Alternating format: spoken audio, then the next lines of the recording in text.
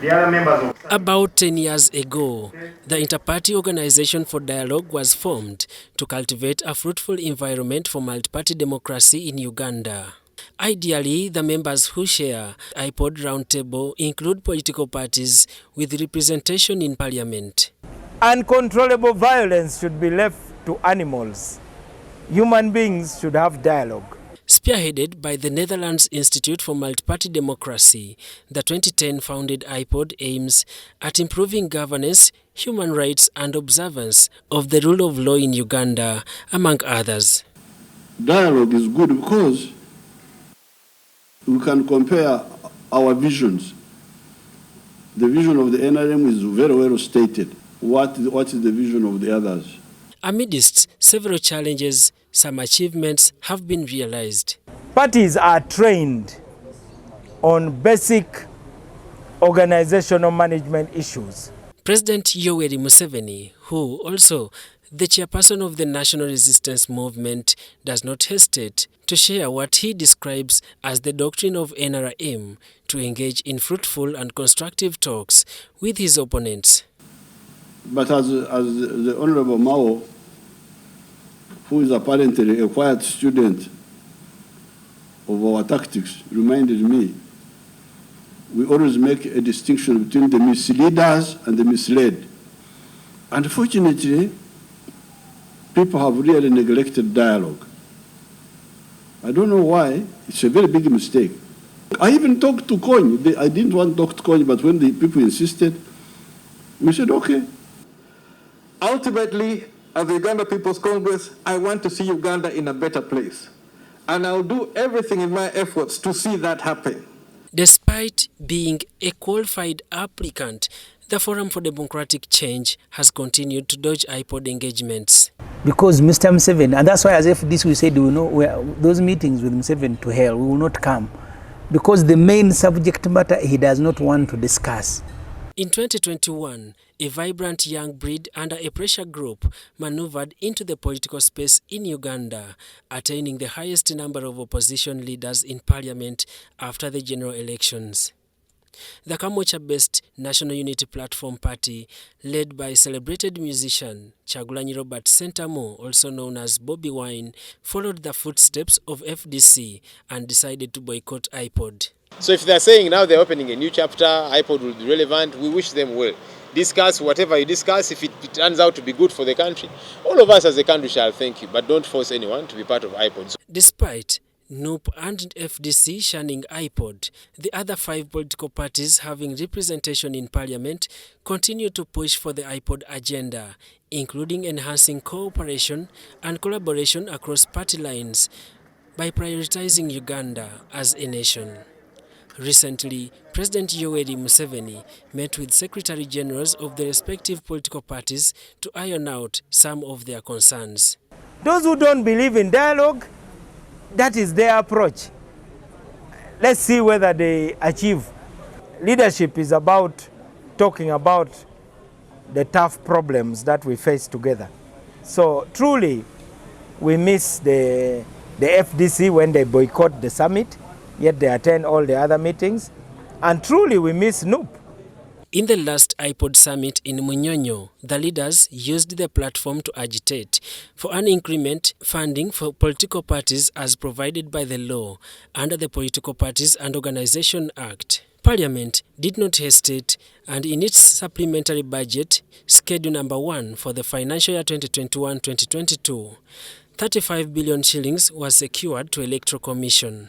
However, Parliament, through the adopted majority report of the Budget Committee, indicated that the IPOD funds were for political parties as required under IPOD arrangement. This was also contrary to the letter initially addressed to the Speaker of Parliament by the Minister of Finance, Planning and Economic Development, which instead proposed for the funds for political parties. At a later stage, questions arose as how IPOD was incubated into the Budget Committee final report, which was approved to support IPOD. Money for political parties should have been appropriated under the Political Parties and Organizations Act. Unfortunately, I think, and I want to admit, because I was in Parliament, we made a mistake to include the word IPOD, because it has caused unnecessary confusion. FDC received its share, Yeah. according to the Political Parties Act. Yes. We did. We received 1.7 billion shilling because that is our numbers in Parliament. On reaching out to the Electoral Commission, which received the funds, Paul Bukenya, the spokesperson, distanced Electoral Commission's status from IPOD, saying they disbursed the funds in February this year as mandated by the Political Parties and Organization Act. IPOD is a matter that we cannot comment about as Electoral Commission because we do not manage that program. It is another arrangement that exists between willing parties which have representation in Parliament. But on our part, our task and our job is to make sure that those parties that have representation in Parliament are funded, and when their money comes, we pass it on to them. When were the last funds disbursed? The last time that we sent out money to political parties was in February this year.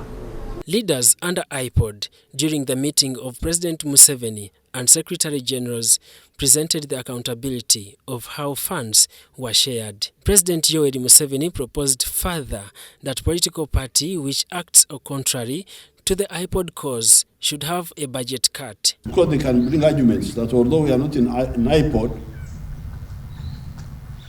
give us our share. They may, legally, if you don't capture it in the law. Because the idea is, although you have differences, but please work for stability. And how do you come to stability?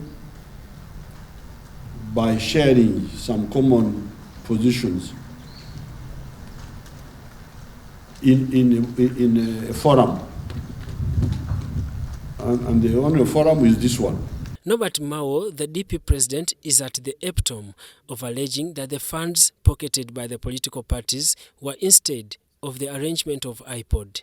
This has since seen Mao in a daily attack through his Twitter account describing National Unity Platform as hypocrites. I have been provoked. It was never my intention really to engage in this battle. So it is a provocation that has led to this timing. There is no money for IPOD we've ever received because we don't belong to IPOD. Okay?